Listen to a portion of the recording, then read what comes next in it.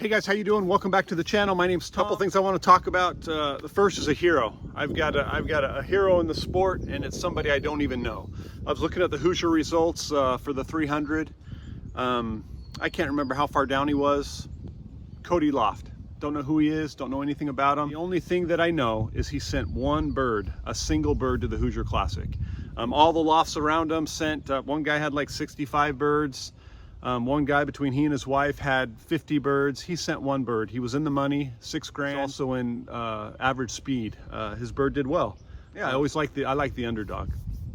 All right, voting for next year. Voting was so close. 160 something votes cast. The videos were great. A couple of you have people, and what I mean by that is people that support you in the hobby. And that's Tate and Wade. Both of you guys, two of the highest votes. You had family, you had friends voting for you. I think it was cool to see. The bottom 5 of the 9 that got in, and the 2 or 3 that didn't make spots, there was 5 votes that separated those guys. Just so close. You know, a couple of you were just 1 or 2 votes away from getting in. And I don't know, that kind of stinks. I was talking to Jason Jordan and a couple of the other guys about it. Robertson, in fact, Robertson sent me a text like 2 days before voting ended saying, if so-and-so doesn't get a spot, I want them to take my spot. Jason Jordan said, hey, I'm willing to just send 1 bird. That way it'll free up more room for somebody else. All right, what I've decided to do is everybody can send a bird, but we're gonna be like Cody. We get 1 spot.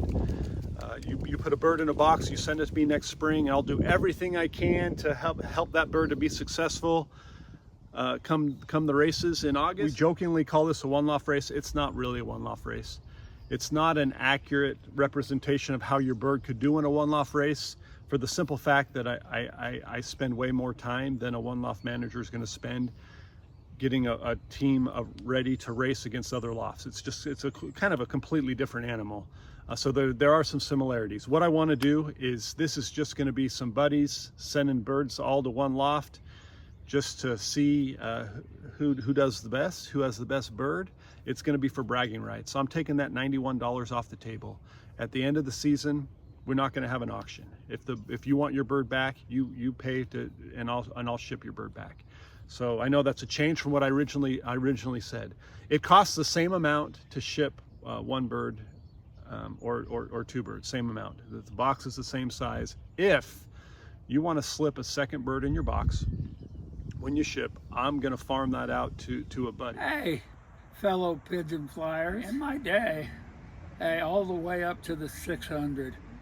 Man, I was the most feared man in the valley. I've been in pigeons since I was 8 or 10 years old. I guarantee you, if you slip an extra one in the box, I'll put it to good use. I'll kick Tommy's ass. Even though he's young, I think I could still take him man to man.